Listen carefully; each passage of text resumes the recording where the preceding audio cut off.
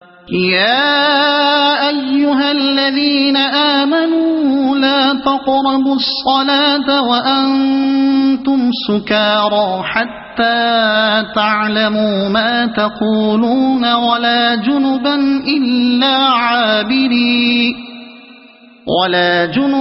إلا عابري سبيل حتى تغتسلوا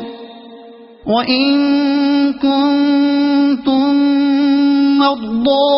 أَوْ عَلَىٰ سَفَرٍ أَوْ جَاءَ أَحَدٌ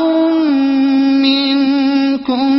من الغائط أو لامستم النساء فلم تجدوا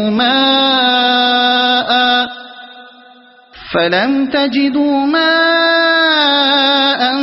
فتيمموا صعيدا طيبا فامسحوا بوجوهكم وأيديكم إن اللہ كان عفوا غفورا۔ اے لوگو جو ایمان لائے ہو، جب تم نشے کی حالت میں ہو تو نماز کے قریب نہ جاؤ۔ نماز اس وقت پڑھنی چاہیے جب تم جانو کہ کیا کہہ رہے ہو، اور اسی طرح جنابت کی حالت میں بھی نماز کے قریب نہ جاؤ جب تک کہ غسل نہ کر لو، الا یہ کہ راستے سے گزرتے ہو۔ اور اگر کبھی ایسا ہو کہ تم بیمار ہو یا سفر میں ہو، یا تم میں سے کوئی شخص رفع حاجت کر کے آئے، یا تم نے عورتوں سے لمس کیا ہو اور پھر پانی نہ ملے، تو پاک مٹی سے کام لو اور اس سے اپنے چہروں اور ہاتھوں پر مسح کر لو۔ بے شک اللہ نرمی سے کام لینے والا اور بخشش فرمانے والا ہے۔ جب تم نشے کی حالت میں ہو تو نماز کے قریب نہ جاؤ۔ یہ شراب کے متعلق دوسرا حکم ہے۔ پہلا حکم وہ تھا جو سورہ بقرہ آیت 219 میں گزرا۔ اس میں صرف یہ ظاہر کر کے چھوڑ دیا گیا تھا کہ شراب بری چیز ہے، اللہ کو پسند نہیں۔ چنانچہ مسلمانوں سے ایک گروہ اس کے بعد ہی شراب سے پرہیز کرنے لگا تھا، مگر بہت سے لوگ اسے بدستور استعمال کرتے رہے، حتیٰ کہ بسا اوقات نشے کی حالت ہی میں نماز پڑھنے کھڑے ہو جاتے تھے اور کچھ کا کچھ پڑھ جاتے تھے۔ غالباً 4 ہجری کی ابتدا میں یہ دوسرا حکم آیا اور نشے میں نماز پڑھنے کی ممانعت کر دی گئی۔ اس کا اثر یہ ہوا کہ لوگوں نے اپنے شراب پینے کے اوقات بدل دیے اور ایسے اوقات میں شراب پینی چھوڑ دی جن میں یہ اندیشہ ہوتا کہ کہیں نشے ہی کی حالت میں نماز کا وقت نہ آ جائے۔ اس کے کچھ مدت بعد شراب کی قطعی حرمت کا وہ حکم آیا جو سورہ مائدہ آیت 90 اور 91 میں ہے۔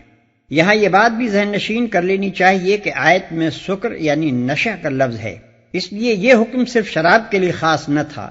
بلکہ ہر نشہ آور چیز کے لیے عام تھا، اور اب بھی اس کا حکم باقی ہے۔ اگرچہ نشہ آور اشیاء کا استعمال بجائے خود حرام ہے، لیکن نشے کی حالت میں نماز پڑھنا دوہرا اور عظیم تر گناہ ہے۔ نماز اس وقت پڑھنی چاہیے جب تم جانو کہ کیا کہہ رہے ہو۔ اسی بنا پر نبی صلی اللہ علیہ وسلم نے ہدایت فرمائی ہے کہ جب کسی شخص پر نیند کا غلبہ ہو رہا ہو اور وہ نماز پڑھنے میں بار بار اونگ جاتا ہو تو اسے نماز چھوڑ کر سو جانا چاہیے۔ بعض لوگ اس آیت سے یہ استدلال کرتے ہیں کہ جو شخص نماز کی عربی عبارات کا مطلب نہیں سمجھتا اس کی نماز نہیں ہوتی، لیکن علاوہ اس کے کہ یہ ایک بیجا تشدد ہے، خود قرآن کے الفاظ بھی اس کا ساتھ نہیں دیتے۔ قرآن میں حتیٰ تفقہوا یا حتیٰ تفہموا ما تقولون نہیں فرمایا ہے، بلکہ حتیٰ تعلموا ما تقولون فرمایا ہے، یعنی نماز میں آدمی کو اتنا ہوش رہنا چاہیے کہ وہ یہ جانے کہ وہ کیا چیز اپنی زبان سے ادا کر رہا ہے، ایسا نہ ہو کہ وہ کھڑا تو ہو نماز پڑھنے اور شروع کر دے کوئی غزل۔ اسی طرح جنابت کی حالت میں بھی نماز کے قریب نہ جاؤ۔ جنابت کے اصل معنی دوری اور بیگانگی کے ہیں، اسی سے لفظ اجنبی نکلا ہے۔ اصطلاحاً شرح میں جنابت سے مراد وہ نجاست ہے جو قضائے شہوت سے یا خواب میں مادہ خارج ہونے سے لاحق ہوتی ہے، کیونکہ اس کی وجہ سے آدمی طہارت سے بیگانہ ہو جاتا ہے، الا یہ کہ راستے سے گزرتے ہو۔ فقہاء اور مفسرین میں سے ایک گروہ نے اس آیت کا مفہوم یہ سمجھا ہے کہ جنابت کی حالت میں مسجد میں نہ جانا چاہیے الا یہ کہ کسی کام کے لیے مسجد میں سے گزرنا ہو۔ اسی رائے کو عبداللہ ابن مسعود، انس ابن مالک رضی اللہ تعالیٰ عنہ، حسن بصری اور ابراہیم نخعی وغیرہ حضرات نے اختیار کیا ہے۔ دوسرا گروہ اس سے سفر مراد لیتا ہے، یعنی اگر آدمی حالت سفر میں ہو اور جنابت لاحق ہو جائے تو تیمم کیا جا سکتا ہے۔ رہا مسجد کا معاملہ تو اس گروہ کی رائے میں جنوبی کے لیے وضو کر کے مسجد میں بیٹھنا جائز ہے۔ یہ رائے حضرت علی رضی اللہ عنہ، ابن عباس رضی اللہ عنہ، سعید بن جبیر اور بعض دوسرے حضرات نے اختیار فرمائی۔ اگرچہ اس امر میں قریب سب کا اتفاق ہے کہ اگر آدمی حالت سفر میں ہو اور جنابت لاحق ہو جائے اور نہانا ممکن نہ ہو تو تیمم کر کے نماز پڑھ سکتا ہے، لیکن پہلا گروہ اس مسئلے کو حدیث سے اخذ کرتا ہے اور دوسرا گروہ اس روایت کی بنیاد قرآن کی مندرجہ بالا آیت پر رکھتا ہے۔ یا تم نے عورتوں سے لمس کیا ہو۔ اس امر میں اختلاف ہے کہ لمس یعنی چھونے سے کیا مراد ہے۔ حضرات علی، ابن عباس، ابو موسیٰ اشعری، ابی ابن کعب رضوان اللہ تعالی علیہم اجمعین اور سعید بن جبیر، حسن بصری اور متعدد ائمہ کی رائے ہے کہ اس سے مراد مباشرت ہے، اور اسی رائے کو امام ابو حنیفہ رحمۃ اللہ علیہ اور ان کے اصحاب اور امام سفیان ثوری نے اختیار کیا ہے۔ بخلاف اس کے حضرت عبداللہ ابن مسعود رضی اللہ عنہ اور عبداللہ ابن عمر رضی اللہ عنہ کی رائے ہے، اور بعضی روایات سے معلوم ہوتا ہے کہ حضرت عمر ابن خطاب رضی اللہ عنہ کی بھی یہی رائے ہے کہ اس سے مراد چھونا یا ہاتھ لگانا ہے، اور اسی رائے کو امام شافعی رحمۃ اللہ علیہ نے اختیار کیا ہے۔ بعض ائمہ نے بیچ کا مسلک بھی اختیار کیا ہے۔ مثلا امام مالک رحمۃ اللہ علیہ کی رائے ہے کہ اگر عورت یا مرد ایک دوسرے کو جذبات شہوانی کے ساتھ ہاتھ لگائیں تو ان کا وضو ساقط ہو جائے گا اور نماز کے لیے انہیں نیا وضو کرنا ہوگا، لیکن اگر جذبات شہوانی کے بغیر ایک کا جسم دوسرے سے مس ہو جائے تو اس میں کوئی مذائقہ نہیں، اور اس سے اپنے چہروں اور ہاتھوں پر مسح کر لو۔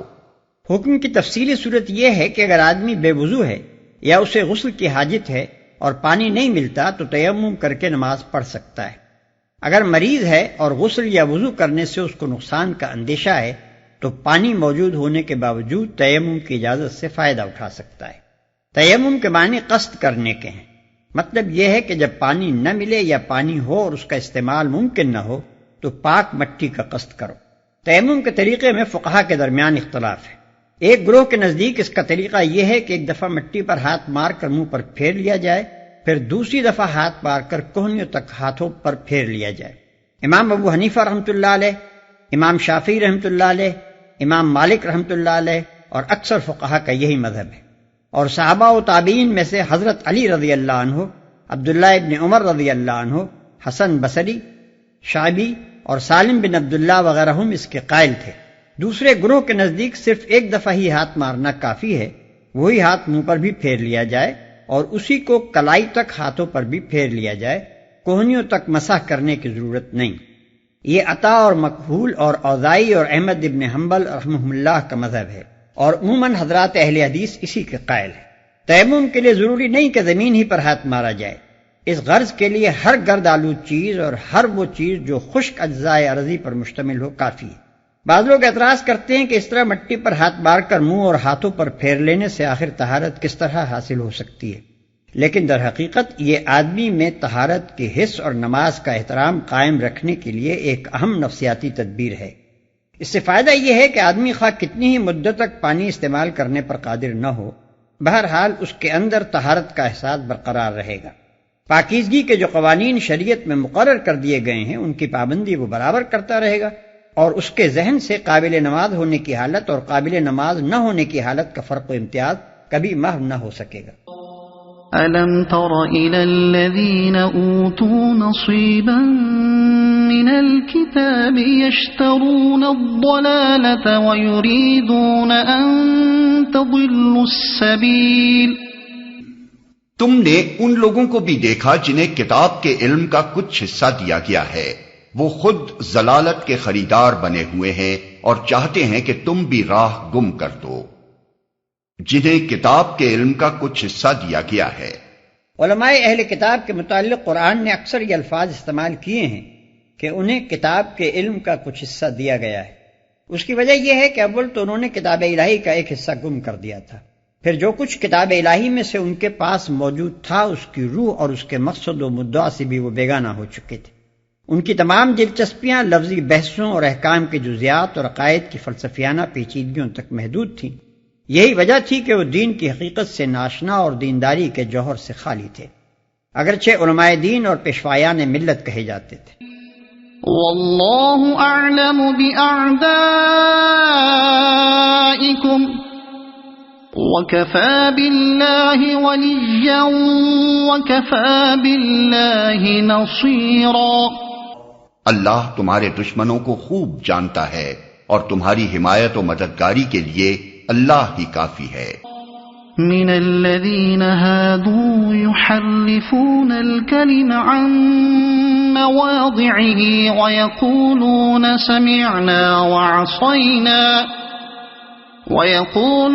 سمعنا وعصينا واسمع غير مسمع وراعنا ليا بألسنتهم وطعنا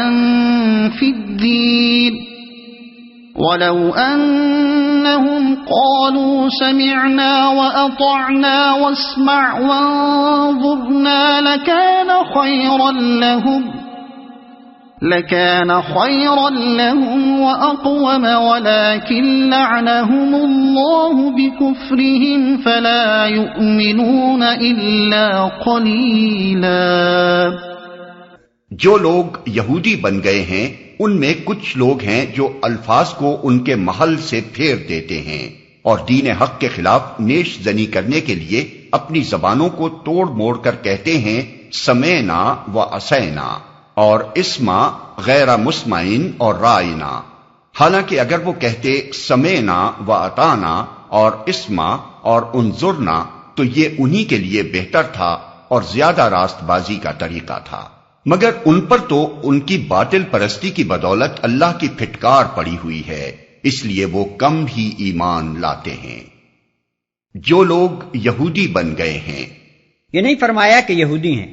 بلکہ یہ فرمایا کہ یہودی بن گئے ہیں، کیونکہ ابتداً تو وہ بھی مسلمان ہی تھے،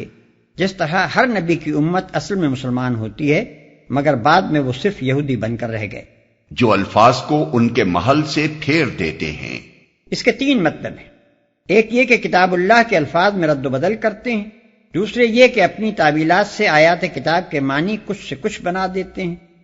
تیسرے یہ کہ یہ لوگ محمد صلی اللہ علیہ وسلم اور آپ کے پیرووں کی صحبت میں آ کر ان کی باتیں سنتے ہیں اور واپس جا کر لوگوں کے سامنے غلط طریقے سے روایت کرتے ہیں۔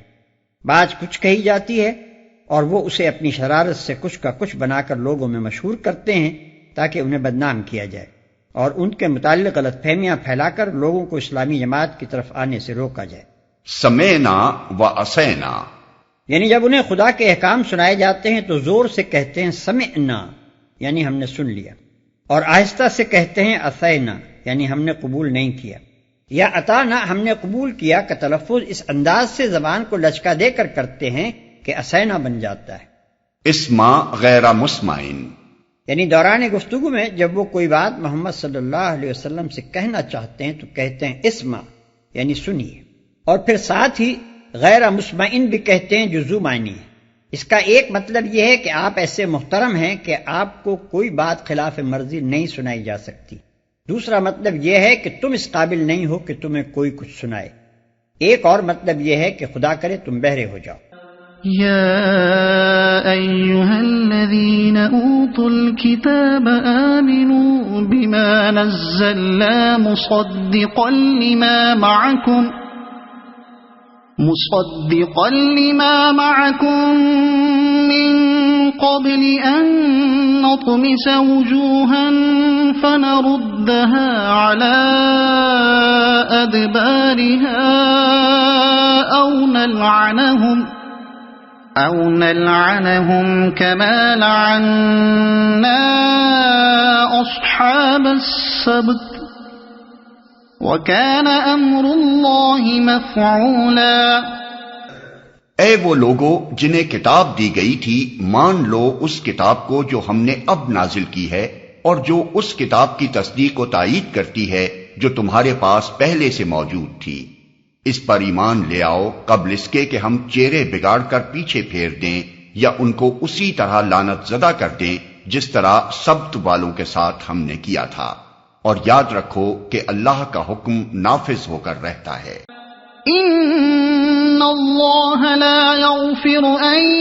یشرک به ویغفر ما دون ذلك لمن یشاء ومن يشرك بالله فقد افترى اثما عظيما۔ اللہ بس شرک ہی کو معاف نہیں کرتا، اس کے ماں سوا دوسرے جس قدر گناہ ہیں وہ جس کے لیے چاہتا ہے معاف کر دیتا ہے۔ اللہ کے ساتھ جس نے کسی اور کو شریک ٹھہرایا اس نے تو بہت ہی بڑا جھوٹ تصنیف کیا اور بڑے سخت گناہ کی بات کی۔ اللہ بس شرک ہی کو معاف نہیں کرتا۔ یہ اس لیے فرمایا کہ اہل کتاب اگرچہ انبیاء اور کتب آسمانی کی پیروی کے مدعی تھے مگر شرک میں مبتلا ہو گئے تھے۔ وہ جس کے لیے چاہتا ہے معاف کر دیتا ہے۔ اس کا مطلب یہ نہیں ہے کہ آدمی بس شرک نہ کرے باقی دوسرے گناہ دل کھول کر کرتا رہے، بلکہ دراصل اس سے یہ بات ذہن نشین کرانی مقصود ہے کہ شرک جس کو ان لوگوں نے بہت معمولی چیز سمجھ رکھا تھا تمام گناہوں سے بڑا گناہ ہے، حتیٰ کہ اور گناہوں کی معافی تو ممکن ہے مگر یہ ایسا گناہ ہے کہ معاف نہیں کیا جا سکتا۔ علماء یہود شریعت کے چھوٹے چھوٹے احکام کا تو بڑا اہتمام کرتے تھے بلکہ ان کا سارا وقت ان جزیات کی ناپ تول ہی میں گزرتا تھا جو ان کے فقیہوں نے استنباط در استنباط کر کے نکالے تھے، مگر شرک ان کی نگاہ میں ایسا ہلکا فعل تھا کہ نہ خود اس سے بچنے کی فکر کرتے تھے نہ اپنی قوم کو مشرکانہ خیالات اور اعمال سے بچانے کی کوشش کرتے تھے، اور نہ مشرکین کی دوستی اور حمایت ہی میں انہیں کوئی مذائقہ نظر آتا تھا۔ أَلَمْ تَرَ إِلَى الَّذِينَ يُزَكُّونَ أَنفُسَهُمْ بَلِ اللَّهُ يُزَكِّي مَن يَشَاءُ وَلَا يُظْلَمُونَ فَتِيلًا انظُرْ كَيْفَ يَفْتَرُونَ عَلَى اللَّهِ الْكَذِبَ وَكَفَى بِهِ إِثْمًا مُبِينًا۔ تم نے ان لوگوں کو بھی دیکھا جو بہت اپنی پاکیزگی نفس کا دم بھرتے ہیں، حالانکہ پاکیزگی تو اللہ ہی جسے چاہتا ہے عطا کرتا ہے، اور انہیں جو پاکیزگی نہیں ملتی تو در حقیقت ان پر ذرہ برابر بھی ظلم نہیں کیا جاتا۔ دیکھو تو صحیح، یہ اللہ پر بھی جھوٹے افطرا گھڑنے سے نہیں چوکتے، اور ان کے سریعاً گناہگار ہونے کے لیے یہی ایک گناہ کافی ہے۔